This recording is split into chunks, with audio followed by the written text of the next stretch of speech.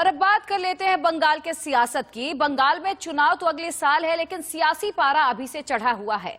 ममता बनर्जी पिछले 10 सालों से पश्चिम बंगाल की सत्ता पर काबिज हैं, लेकिन इस बार लगातार उन्हें बीजेपी चुनौती दे रही है, क्योंकि 2019 के लोकसभा चुनाव में 18 सीटों पर जीत मिलने के बाद बीजेपी को लग रहा है कि बंगाल चढ़ाई के लिए ये बेहतर मौका है, और अगर उसने थोड़ा जोर लगा दिया तो बंगाल फतेह करने से उसे कोई नहीं रोक सकता।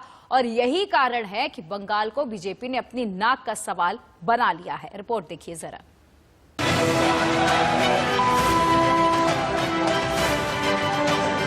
इससे हम रुकने वाले नहीं हैं, लेकिन this speaks volumes about the mentality of Mamata जी।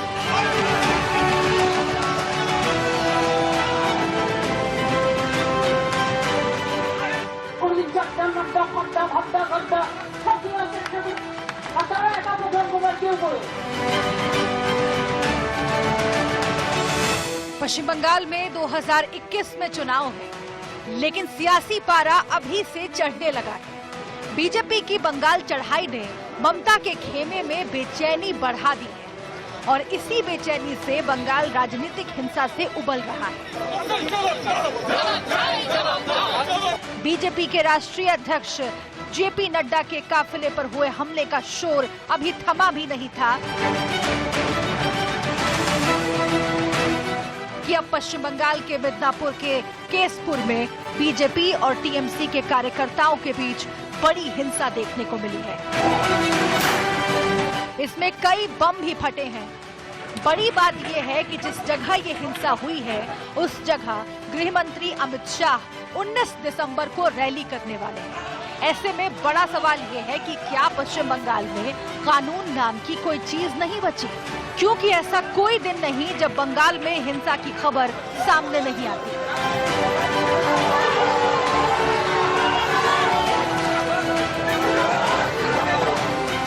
मैं एक राजनीतिक दल के कार्यकर्ता की हैसियत से मुझे लगता है कि राष्ट्रपति शासन ही एक विकल्प है यहाँ पर। बाकी निर्णय करना केंद्र सरकार का है, और इसलिए वो सोचेंगे। मैं अपना मत दे चुका हूँ कि राष्ट्रपति शासन लगना चाहिए, जब भी निष्पक्ष चुनाव हो सकते हैं, या फिर चुनाव आयोग इस बात की विश्वास दिलाए बंगाल की जनता को कि हम 5 चरण में, 6 चरण में, 7 चरण में, 8 चरण में चुनाव करेंगे, और सेंट्रल फोर्स और सेंट्रल गवर्नमेंट के कर्मचारी चुनाव कराएंगे, तब जाके यहाँ निष्पक्ष चुनाव हो सकते हैं। आप इसको त्याग दीजिए। आपने शपथ ली है उस संविधान के तहत काम करने की जिसका प्रिएम्बल मैंने पढ़ा है। यदि अगर आप इस रास्ते से भटकती हैं तो मेरे दायित्व की शुरुआत होती है। मैं आपसे विनम्र प्रार्थना करता हूं, गुजारिश करता हूं, भारत के महान प्रजातांत्रिक व्यवस्था पर संविधान की भावना के विपरीत कार्य कर इस प्रकार का कदम मत उठाएं। अब बंगाल में राष्ट्रपति शासन लगाने की मांग भी जोर पकड़ने लगी है। वहीं इलेक्शन कमीशन की टीम की नजर लगातार बंगाल की गतिविधियों पर बनी हुई है, क्योंकि इन सब के बीच बंगाल में हिंसा के साथ साथ भाषा की मर्यादा भी खूब लांघी जा रही है। কোনদিন একটা চিফ মিনিস্টার চলে আসছে, কাজ নেই তো কিছু, লোকের কাজ করে না। কোনদিন হোম মিনিস্টার চলে আসছে, কোনদিন ওই আর একটা মিনিস্টার চলে আসছে, কোনদিন চারটা নাড্ডা ফাড্ডা ভাড্ডা গড্ডা সব চলে আসছে একটা করে, আর তারা একা প্রোগ্রাম করবার কেউ করে।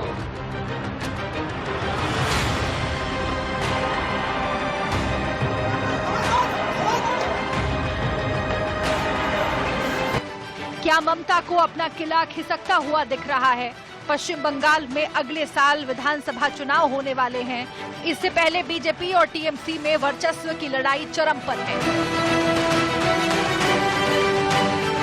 मुख्यमंत्री ममता बनर्जी इस लड़ाई को केंद्र बनाम राज्य का रूप दे रही हैं। बीजेपी अध्यक्ष जेपी नड्डा के काफिले पर हमले के बाद हालात और खराब हो गए।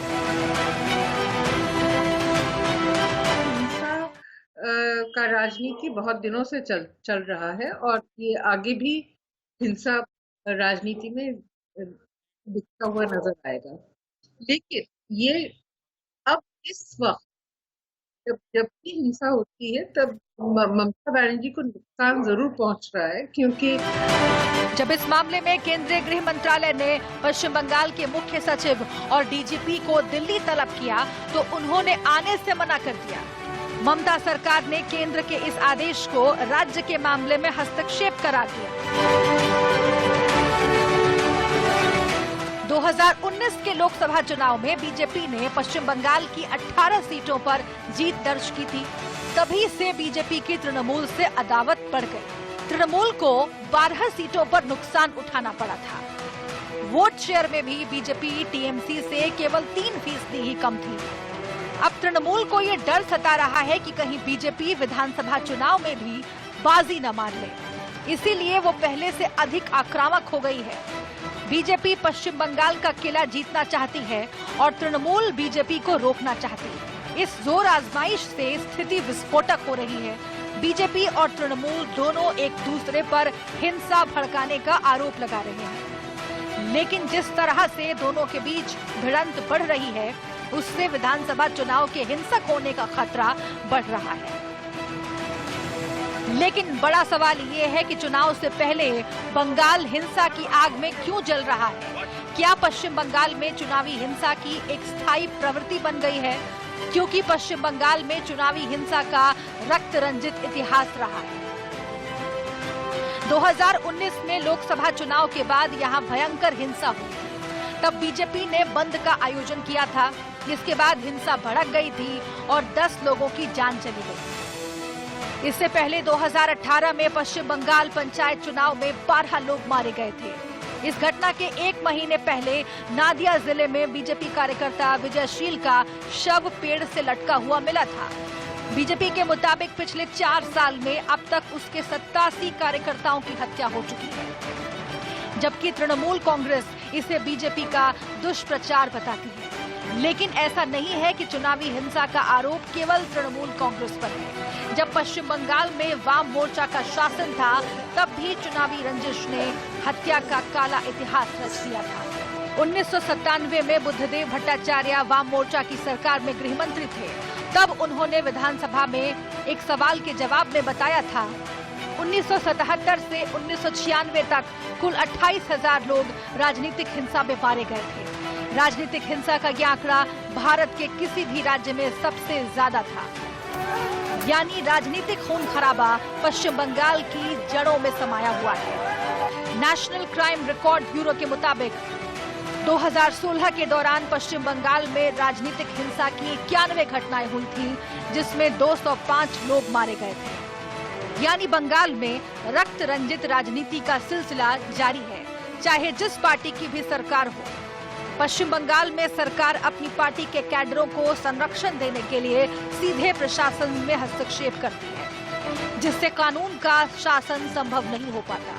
सत्तारूढ़ पार्टी के कार्यकर्ता पंचायत से लेकर राज्य स्तर के ठेकों पर दबदबा जमाने के लिए बल और हिंसा का प्रयोग करते हैं। पहले कम्युनिस्ट सरकार पर ये आरोप लगता था और अब तृणमूल कांग्रेस भी उसी दिशा में आगे बढ़ रही है। Bureau report, India news.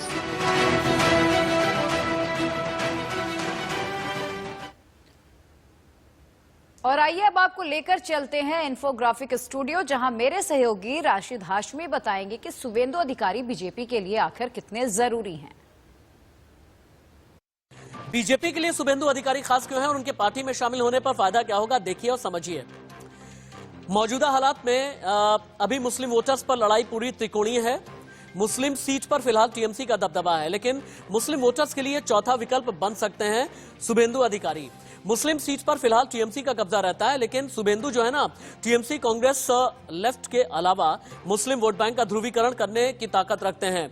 मुस्लिम बहुल 38 सीटें टीएमसी के खाते में हैं, लेकिन यही जो टीएमसी के खाते में मुस्लिम बहुल सीटें हैं, यहीं पर सबसे ज्यादा वर्चस्व और प्रभाव रहा है किसका, शुभेंदु अधिकारी का। और इसीलिए कहा जाता है शुभेंदु मुस्लिम वोटर्स के लिए चौथा विकल्प बनेंगे। टीएमसी के नेताओं को तोड़ने की कोशिश करेंगे। टीएमसी कांग्रेस लेफ्ट के वोट बैंक में सीधे सेंध लगाएंगे और टीएमसी के खाते से सीटें छीनने की कोशिश होगी और वहीं पर मुस्लिम वोट का पोलराइजेशन भी होगा। अगला एक और इन्फोग्राफिक अगर हम चला सकते हो, हाँ एक बार दिखाएं, इसे भी दिखाएं। अगला एक और ग्राफिकल इनपुट पूरी स्क्रीन पर उतारा जाए। शुभेंदु अधिकारी को ऐसे ही बंगाल का एक बड़ा चेहरा नहीं कहा जाता। परिवार से मिली विरासत बड़ी अहम है। शुभेंदु के पिता टीएमसी के सांसद रह चुके हैं और 2006 में पहली बार कांथी से टीएमसी के विधायक बने थे। 2008 में सिंगूर आंदोलन के रणनीतिकार रहे थे। नंदीग्राम में भूमि अधिग्रहण के खिलाफ आंदोलन का चेहरा रहे थे। मतलब साफ है कि जो पहले लेफ्ट ने किया, अब तृणमूल कांग्रेस भी उसी दिशा में आगे बढ़ रही है। लेकिन ममता बनर्जी के साथ मुश्किल ये है कि वो इस बार एक नहीं बल्कि कई चुनौतियों का सामना कर रही हैं। उन्हें बीजेपी तो ललकार ही रही है, लेकिन सबसे बड़ी चुनौती उनके अपने ही हैं, जो अब उनके पराये होते जा रहे हैं। देखिए, टीएमसी के नेता एक के बाद एक पार्टी छोड़ रहे हैं। ममता को सबसे बड़ा झटका उनके राइट हैंड कहे जाने वाले शुभेंदु अधिकारी ने दिया। ये वही शुभेंदु अधिकारी हैं जिन्होंने नंदीग्राम आंदोलन का पूरा खाका तैयार किया था और दशकों से राज कर रही लेफ्ट को बंगाल से उखाड़ फेंका था। रिपोर्ट देखिए जरा।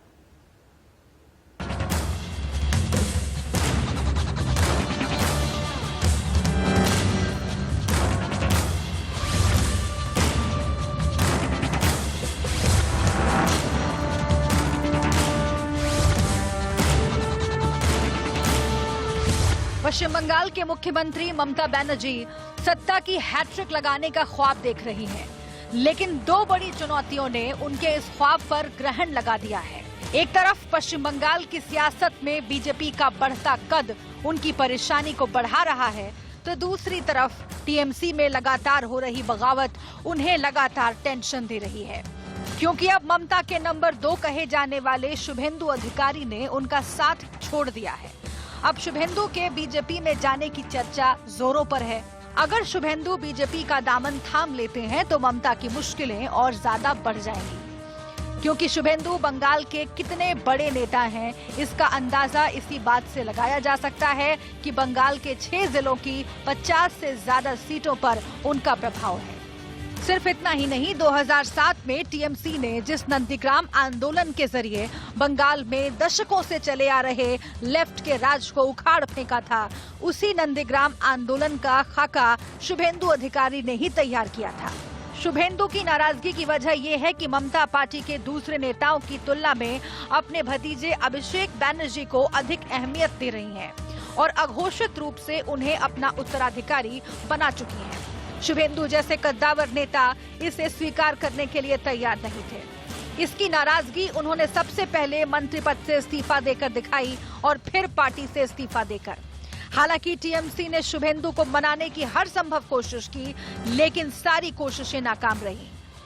शुभेंदु अधिकारी के पिता शिशिर अधिकारी और छोटे भाई दिवेंदु अधिकारी तामलुक और कांती सीट से टीएमसी सांसद हैं। मतलब साफ है, टीएमसी का कुनबा अभी और टूटेगा। पश्चिम बंगाल के सियासी राजनीति में हर दिन हर एक पल एक नया ट्विस्ट देखने को मिल रहा है।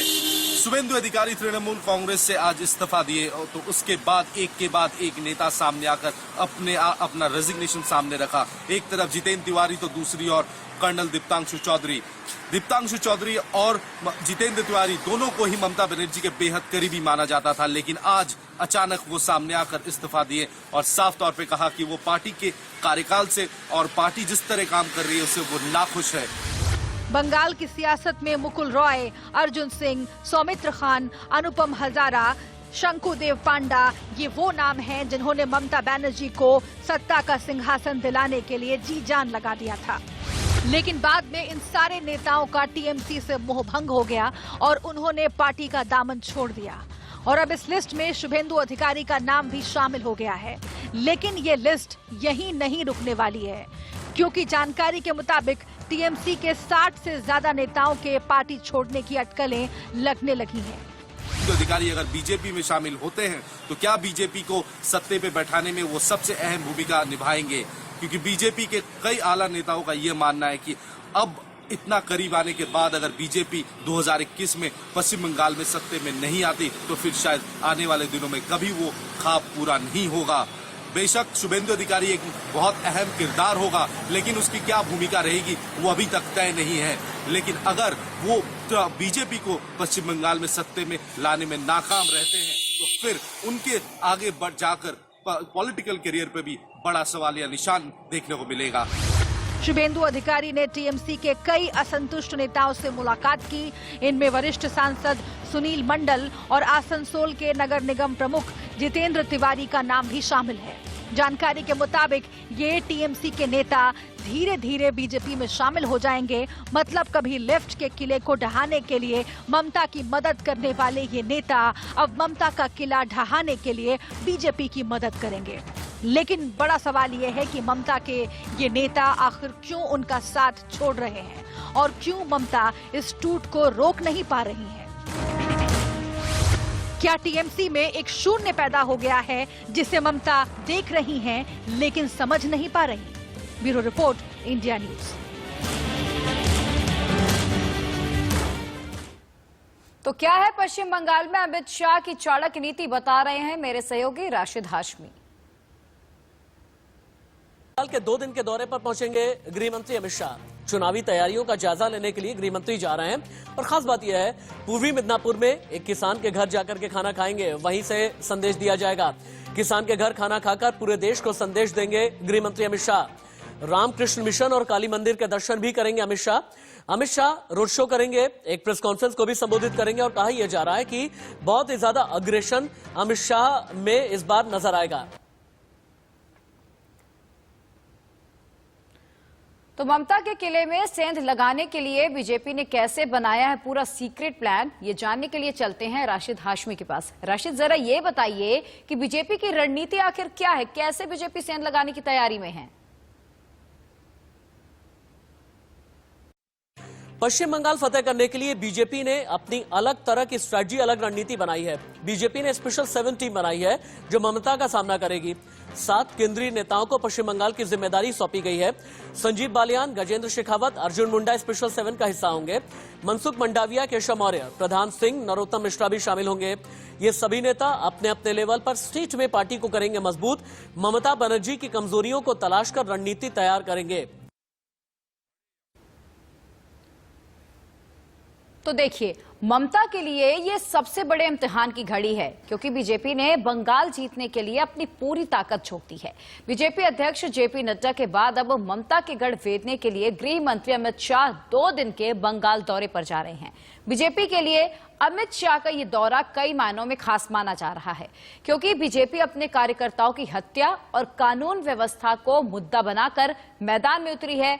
वहीं अमित शाह के दौरे के दौरान अगर शुवेंदु बीजेपी का दामन थाम लेते हैं तो ये टीएमसी के लिए जोरदार झटका होगा क्योंकि बंगाल में बीजेपी की जीत कई हद तक टीएमसी से आए उन नेताओं पर भी टिकी हुई है जिन्होंने कभी ममता की मदद लेफ्ट का किला ढहाने में आमतौर पर की थी।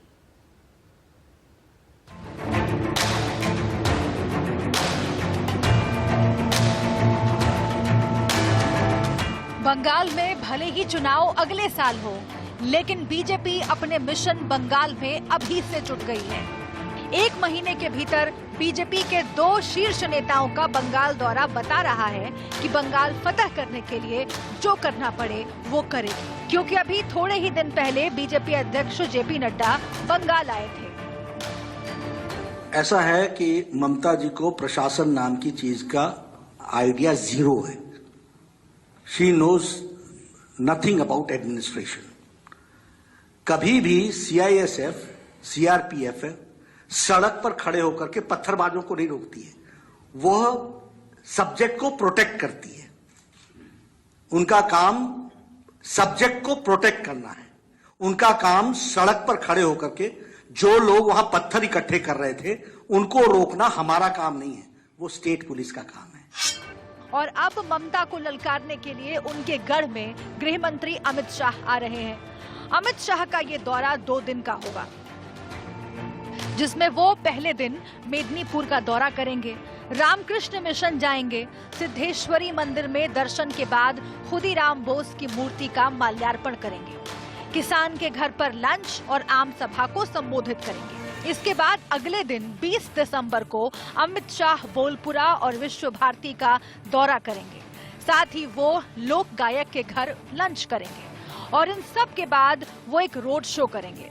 ममता बनर्जी को उनके ही गढ़ में चुनौती देंगे। जेपी नड्डा के काफिले पर हुए हमले को देखते हुए अमित शाह के पश्चिम बंगाल दौरे को लेकर सुरक्षा एजेंसियों ने सुरक्षा के खास इंतजाम किए हैं। क्लोज प्रोटेक्शन टीम और आउटर प्रोटेक्शन टीम में तैनात जवानों की तादाद में बढ़ोतरी की गई है। सुरक्षा बल और स्टेट आर्म्ड पुलिस के जवानों की तैनाती बढ़ाई गई है। साथ ही अमित शाह के रोड शो और जनसभा के दौरान सड़क पर मौजूद लोगों की महत्वपूर्ण जगहों पर स्क्रीनिंग का इंतजाम किया गया है।